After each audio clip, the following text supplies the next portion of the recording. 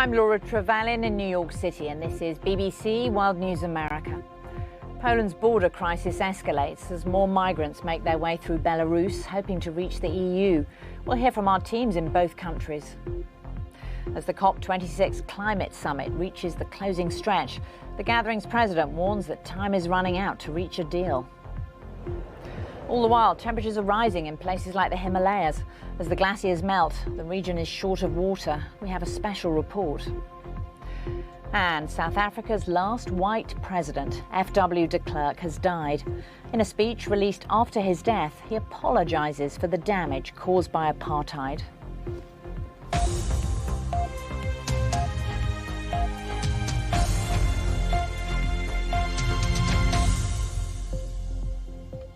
Welcome to World News America on PBS and around the globe. We start tonight with the international standoff unfolding along the border between Belarus and Poland on the very edge of the EU. Thousands of migrants are trapped in between the two countries. They're trying to cross from Belarus into Poland, which is in the EU and offers the hope of a better life. Poland accuses Russia of working with Belarus to mastermind the crisis, a claim that the Kremlin denies. And conditions at the border are dire. Temperatures are freezing and supplies of food are running low. Poland found the bodies of 7 migrants on its side. Belarus also reported several deaths. The BBC's Europe correspondent Nick Beek is on the Polish side of the border for us tonight.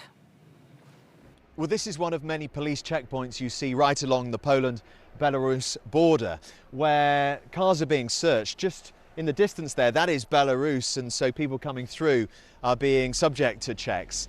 In this exact spot, or specifically just in the distance, it's the place where the Polish authorities say in the past 24 hours the biggest attempt to cross the border took place. Apparently they detained 150 people, and we're hearing that between 2,000 and 4,000 people are still stuck in the area between the two countries in lots of different places, it would seem. At the same time, the politics of this situation is intensifying. We saw Angela Merkel talking directly to President Putin of Russia, asking him to try and use his influence to stop what's happening. The European Union believes that President Lukashenko of Belarus is creating this crisis, using migrants as weapons and then sending them across the border. Poland has gone one step further, accusing Vladimir Putin of being the mastermind behind all of this. That is something he denies. So the politics of this are bitter, they're divided, it's not straightforward, and of course on the ground here for the people who are trapped between the two countries, it's a very dire situation. Nick Beek reporting from the Polish side of the border. Meanwhile, in Belarus, hundreds of migrants are gathering in the capital Minsk, about to head to the border despite the brutal conditions. The BBC's Will Vernon is in Minsk, and he's been speaking to migrants about why they're trying to reach Poland. We saw large groups of migrants gathering here today in the centre of Minsk, waiting for transportation to the Polish border. The vast majority we spoke to were from Iraq, and they said that they'd been sold these package deals for between $3,000 and $4,000, and they said those package deals included a Belarusian visa and flights, tickets to Minsk. They mentioned that they were going through Turkey, going through Syria, and they said that once they got here, they were told that they could make their way to Europe and that the border would be open and the border would be unguarded. They're aware of the difficulties that they might face at the Polish border, but these people, they say, are desperate. They say that they can't stay in Belarus. None of them want to stay here, and they say they can't go back to their home countries. So many of them were saying that we have no choice. It's bitterly cold here now. It's very cold, especially at night. Many of them were not prepared for the winter, didn't have appropriate clothing. Many of them were with small children, but there was a real sense of hopelessness amongst them, and they still feel that even going and attempting what may seem like a hopeless endeavour is still better than the alternative. Will Vernon reporting there from Minsk. Well, let's go to Glasgow now, where the climate change summit is entering its final hours. Officials are desperately trying to hammer out a deal to keep the rise in the average global temperature to 1.5 degrees Celsius. The BBC's Christian Fraser is in Glasgow with the very latest. And Christian, I know that you have been prowling those corridors. Have you found a deal lurking there? Well, No, but I did find the Prime Minister's spokesperson for COP26, who's running between rooms with the COP President, Alex Sharma, and she says it's at a very sensitive stage. Sensitive because they are literally fighting over every word, whether to put urgency in or whether to put mandate in. Would that suit one room? Maybe it would, and then they go to the next room. Doesn't suit over there, so they have to go back, and that's effectively how these climate summits work. It's trying to find a happy landing zone on the text, because all 195 countries that are here have to agree on it. But there's no doubt, I think, that there is a battle royal going on over key sections. Certainly the key section over fossil fuels, advancing an end to coal-fired power stations. There is apparently one country leading another group of small countries that wants that taken out of the text altogether. And then there are some very serious issues over finance, and particularly finance for adaptation within the developing countries. We've spoken to the climate minister from Tuvalu, the small island nation today, who are blaming specifically the United States for standing in the way of a finance deal and trying to put too much money into mitigation, i.e. green technologies, and not enough into helping those countries already dealing with climate change adapt to the future. And Christian, you mentioned the fact that you were talking there to the top official from Tuvalu. What do those Pacific Island states feel that this conference has really achieved for them? Well, they're useful in the sense that they are face-to-face with the world leaders. Tuvalu is a group of 8 islands, and together they've lost about 40% of their land to rising seawaters. It is an existential threat for these people, such that they soon will be wiped off the map altogether. And in fact, one of the battles they're fighting at the moment within the United Nations is to keep their maritime rights, their international maritime rights, once they've disappeared beneath the waters. So it really is an existential threat, and I think they feel pretty sore that those countries that have created the emissions, and they're looking specifically at Europe, China, the United States, that they're not paying their way. Of course, there was an agreement all the way back in 2009 to put together $100 billion of finance for these countries by 2020. And we're still not there.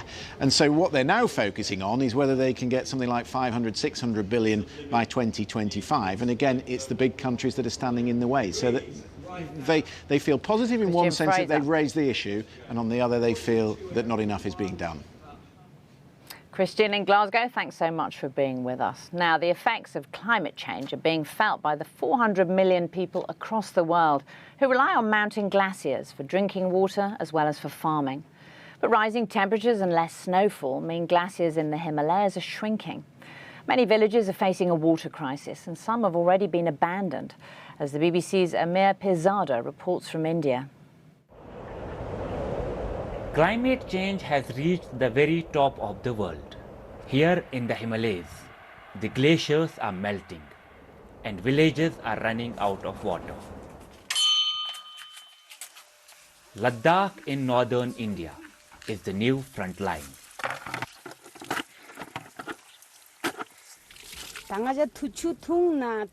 This is our only water source for drinking, washing clothes, and for our cattle. This is our only source of water during winter. Just this. Over the past 4 decades, glaciers have shrunk rapidly across the Himalayas due to global warming. There is no water left to irrigate the crops.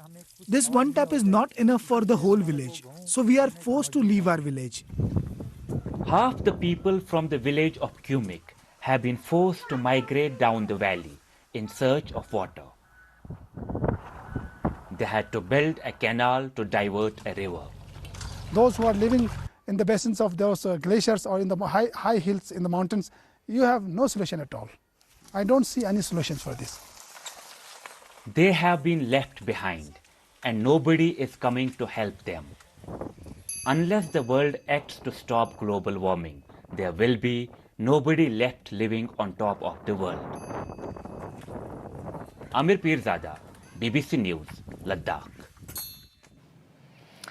We turn to South Africa now, where the former president, F.W. de Klerk, the last white person to lead the country, has died at the age of 85. He was a key figure in the transition to democracy and in the release of Nelson Mandela from prison. As Andrew Harding reports, Mr de Klerk recorded a final message to the people of South Africa with instructions to broadcast it after his death. We did not only admit the wrongness of apartheid. F.W. de Klerk was terminally ill when he recorded this farewell message, released today. A man still wrestling with his place in South Africa's tortured history. I, without qualification, apologize for the pain and the hurt and the indignity and the damage that apartheid has done. Back in the 1970s and 80s, South Africa was drifting towards all-out conflict. The security forces of a racist white minority government battling against an increasingly defiant black majority. When F.W. de Klerk came to power in 1989, no one expected this conservative figure to change much. After all, his government ran a nation where black people were treated as inferior, to be kept apart.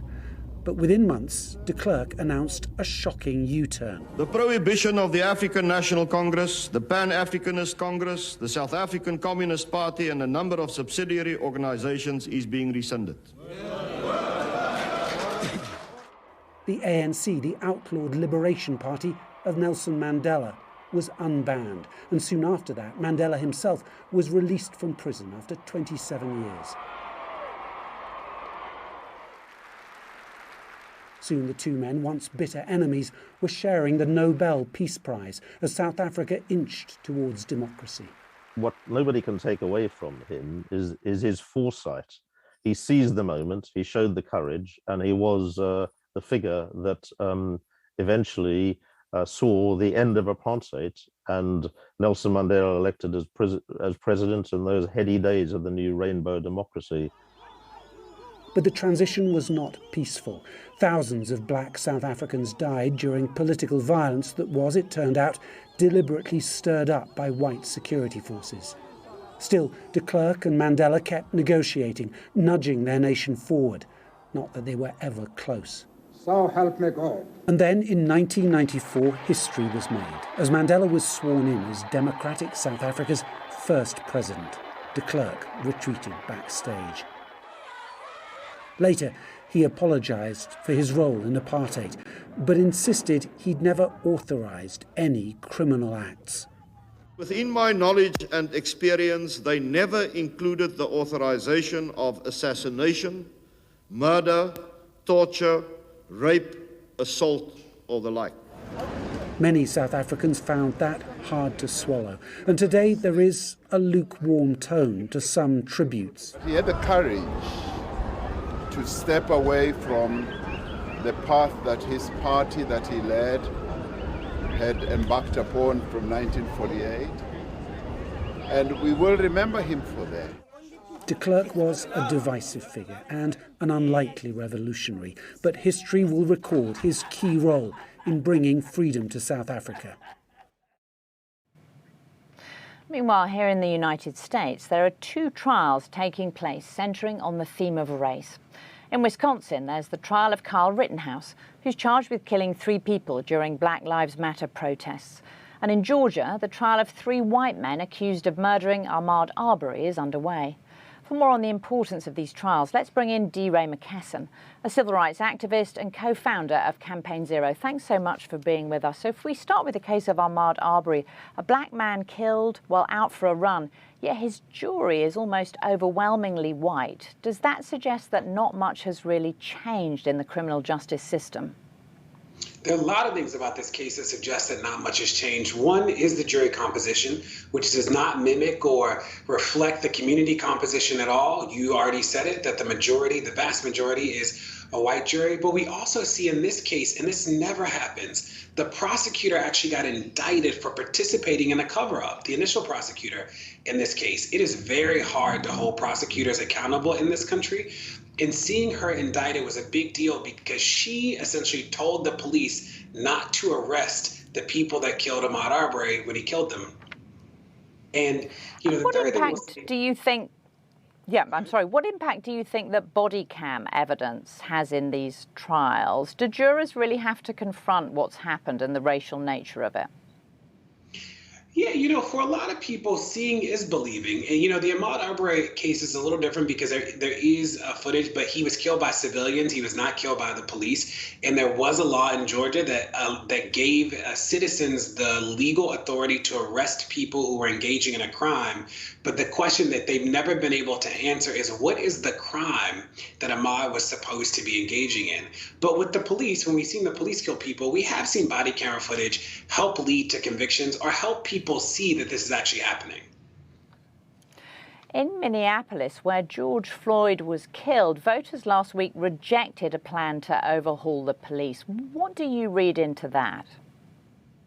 I think that people were generally trying to understand what it would actually look like. I think that they have a lot of mechanisms today with the current way the system's set up to rein in the police. Minneapolis has a police union that is incredibly strong. The police union contract in Minneapolis prohibits civilian oversight, essentially, and a host of other things that need to be done with. And I think that the new city council actually has the power and the energy to do that. But I don't think that the defeat of that bill means that there won't be police reform in Minneapolis. I think that Mayor Frey can do a lot of things, and I think that this new council will actually move forward with reining in that police department from being so deadly. Overall, are you hopeful that change is coming to America when you look at race?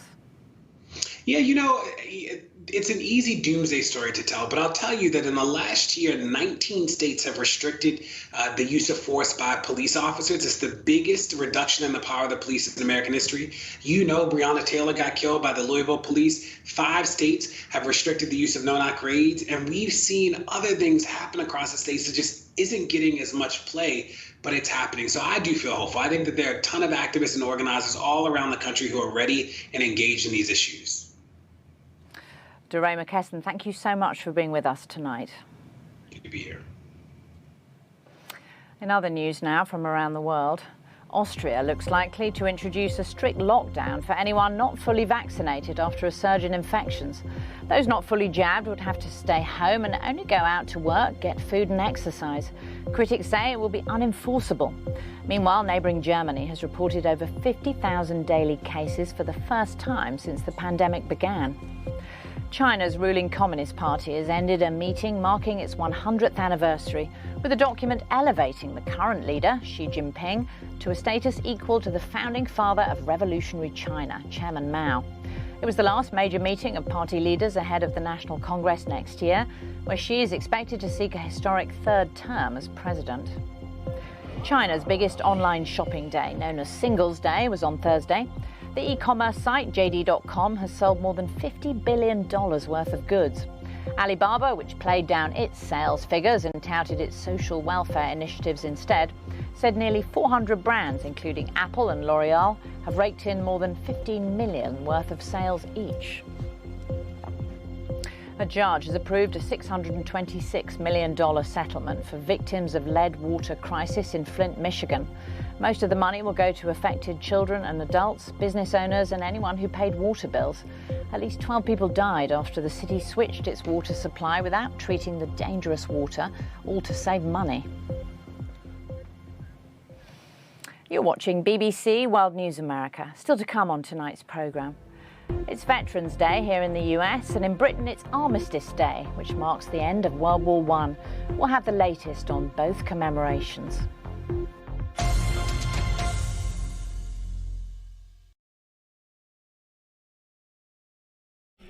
Check this out. It hasn't been such a long time since people first started shopping online, and it was easy to keep up with the clicks. Little by little by little by more, the clicks added up to be more than the stores, and e-tailers worked harder than ever before because they had to keep up with the clicks. No time for borders, got to stay in control, to stay in the flow and continue to grow. But we'll help you keep up with the clicks. Nature teaches us everything when everything is in balance. Progress for humanity relies on a deep sense of care for our planet.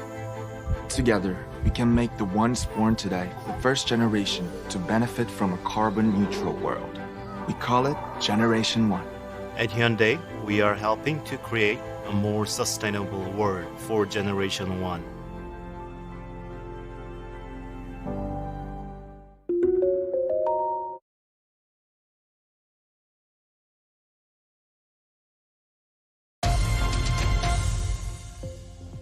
Here in the United States, commemorations have been held to mark Veterans Day.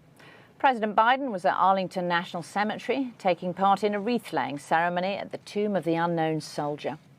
And in Djibouti, home to America's largest military base in Africa, there was a ceremony to honour all those who served in the US military. Amid these tributes, there are concerns about conflict in Djibouti's neighbour, Ethiopia. The BBC's senior Africa correspondent, Anne Soy, gained rare access to the US base in Djibouti. This is Camp Lemonnier, America's last enduring base in Africa, and it is here that the US military came together with allies from France, Italy, the United Kingdom, Japan, Spain, and the host nation Djibouti to honor military service. Our countries have different names and traditions, which are all associated with the ending of the First World War in November of 1918. We recognize and honor those who served before us and the importance of never forgetting their sacrifices. It was an opportunity to showcase the various military capabilities, and it's happening at a strategic location in a troubled region. Just next door in Ethiopia, the conflict shows no signs of abating, and there are serious concerns about what a further deterioration of the security situation could mean for the wider region. On a day when countries that were involved in World War I came together to commemorate the end of hostilities, the message from here for Ethiopia was very clear, that there's room for a diplomatic solution, and it is one that the American government and the African Union have been trying to forge. Anne Soy, BBC News, Djibouti. Well, as we mark Veterans Day here in the US, on the anniversary of the end of World War I, in the UK it's called Armistice Day, a time to remember those who died in conflict. Buckingham Palace says the Queen will attend the annual Remembrance Day service this Sunday. The announcement was made as a 2-minute silence was observed across the UK. The BBC's Sarah Campbell has more.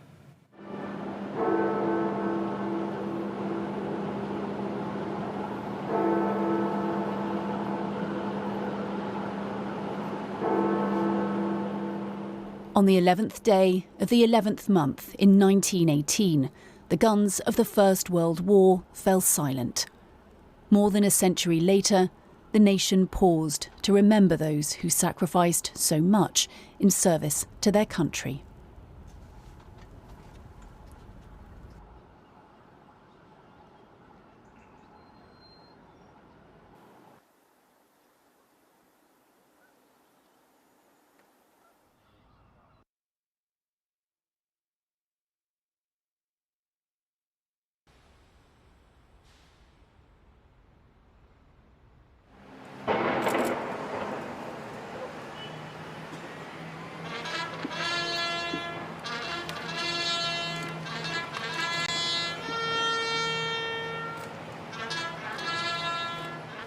Last year, the pandemic prevented people from coming together to remember.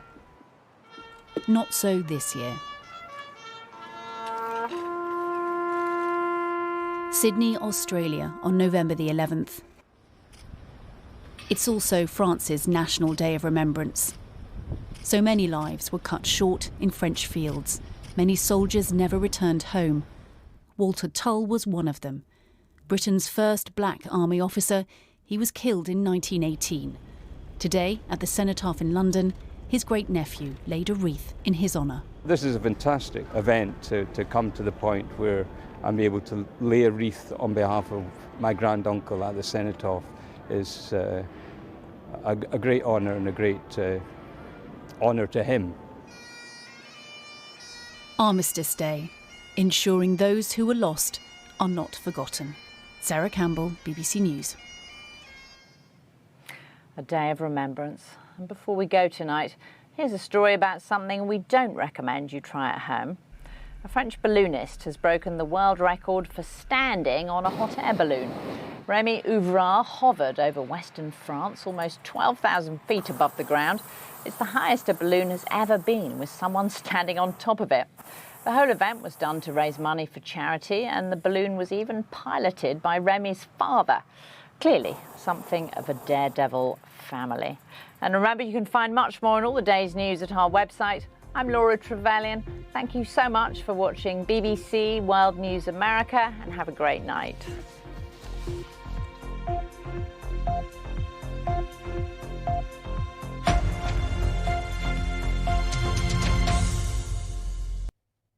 Hello there. Much of the north and northwest of Europe is cloudy but fairly mild, particularly across the UK and in towards the Low Countries. This area of low pressure causing some issues through the central and western Mediterranean, particularly for the Balearics, parts of northeast Spain, southern France. Some heavy thunderstorms and some strong winds leading to some disruption through Friday once again. We'll see some heavy rainfall on the outer bands of the low, affecting Italy, perhaps in towards Sicily for a time. But to the east of here, it's dry and sunny.